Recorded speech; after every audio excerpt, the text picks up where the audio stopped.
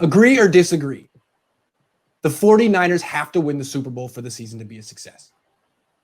Agree. 100%.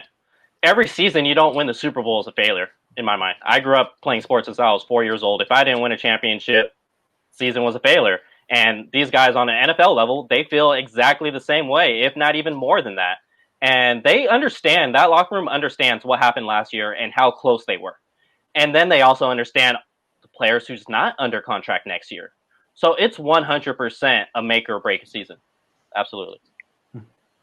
Off top, agree 100% because last year definitely was a failure. Maybe at the beginning of the season, we would have said, all right, how far? No one expected them to go that far, so it was success and excel. But actually seeing how they started 8-0 and become successful, then all of a sudden the expectations change. Just because the expectations were set at the beginning doesn't mean they can't change as you go on and progress. So this year, especially even more, you guys were 1 quarter away from clinching that bad boy. You definitely are going to have to really reel it in, especially because of the COVID pandemic. You guys have the most core, the most retained players, most incumbent players, all that fuel on fire, all this talk about revenge tour will be for nothing if you don't go out there and win it. And you're the clear favorite by every measure, most talented in coaches. So 100% failure, and they will get all the smoke for me, especially if they drop the ball on that.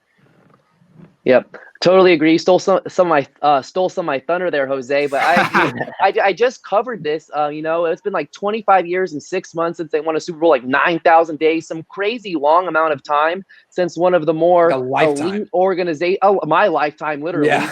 So Nick is the bad luck child. He needs to be the Oh my, exactly. So considering just this unique offseason that we're in, where it's a shortened offseason. Like Jose said, the retention rate is extremely high. The core is there. 82% of the starters are coming back on offense and defense. There's not a huge learning curve. They drafted for their immediate replacements and Buckner when they drafted Kinlaw and Ayuk for Buckner and Sanders. Like everything is just lined up so perfectly. It's Jimmy Garoppolo's second year, and we've seen what second-year quarterbacks have done in a full season with Kyle Shanahan, with Matt Schwab leading the league in passing yards, and then Matt Ryan becoming team MVP. Like, I have huge expectations. This is a Super Bowl caliber roster, and they need to be critiqued as such. And if they come out and lose to the Cardinals week 1, it's not going to be like it's just one game. No, it's a huge freaking deal. You know what I mean? I think that's kind of the standard that we need to hold this team to throughout the entire year, because they were knocking on the door of a Super Bowl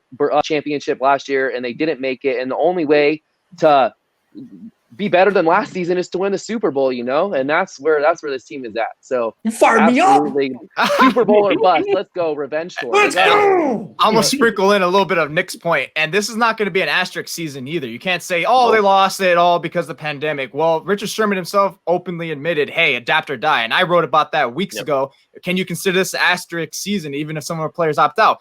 No, you can't, because you're playing within the parameters of the league. Everyone's on equal footing at this point. If anything, you guys have no excuses, especially because retention rate, another year there. And I know some people throw that idea like, you can't go back to back. Like, screw that little stat where it says you can't go back to back. You guys do all the retention and do all that stuff. So there's no asterisk. It's still, I know it's a different season. Yes, no asterisk, no matter win or lose.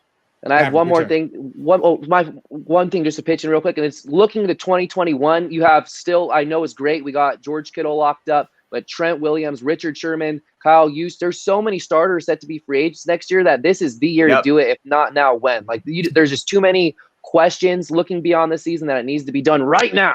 Definitely this year. So much harder. Maverick, you're up. I don't know how I follow up Nick after that, but just coming from, like Nick, I was not alive for the last Super Bowl win, so I've kind of been a battered 49er viewer. Wow, you're a first child too. Baby. Yeah. I've been a battered viewer. I haven't seen a lot of success from the 49ers. Obviously, the Harbaugh era was great, and then last year was really the first time besides Harbaugh that I thought the Niners would make the playoffs. And just being able to see that, I thought that was a successful year, even though they did not win the Super Bowl. But that brings a lot of expectations over, because now they are a Super Bowl caliber team, and I think it would be a bust year if they definitely don't make the Super Bowl. If they win, it likely would be. The only thing I could see as an argument that would make it where it would be okay if they didn't win the Super Bowl is if something like 2018 happened where Jimmy G goes down. But even then, after what the Eagles did winning without Carson Wentz, and we all seem to think Nick Mullins is one of the best backups in the league. That shouldn't even be an excuse either. Mm-hmm. Great answer. Love it. I absolutely agree with you. The last time Jimmy Garoppolo got hurt, Nick Mullins was 23. Now he's been in the system 3-4 years. Agree. Yep. He should be able to. I really believe that Nick Mullins could have won a lot of games with that team last year. A lot of games. So what are we talking about? Oh, yeah, Super Bowl or bust. Yeah, it's a Super Bowl or bust. This is why I feel. Okay. Look, the way I look at it is I think a lot of Niner fans feel like the Super Bowl window just opened. It opened last year, and they have a long-term plan for success that the Rams didn't do. First of all, I think the Super Bowl window opened in 2018, not 2019. I think that team could have been good, could have been a contender. Jimmy Garoppolo went down. They started C.J. Beathard for half a season. I think that's when it started. So I think they're 2 years in. In the NFL, you don't really – a lot of times the window closes after 3. I think they have to approach this year as it might be the end of it.